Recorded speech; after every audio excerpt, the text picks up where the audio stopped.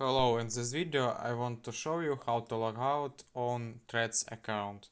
First you need to open the Threads app on your phone, Android or iPhone.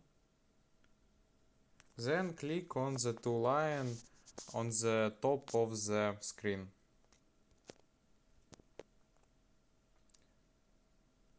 And the last function we have is Logout.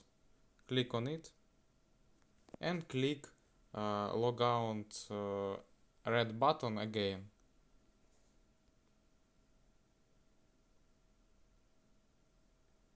And we log out of Threads account after do it.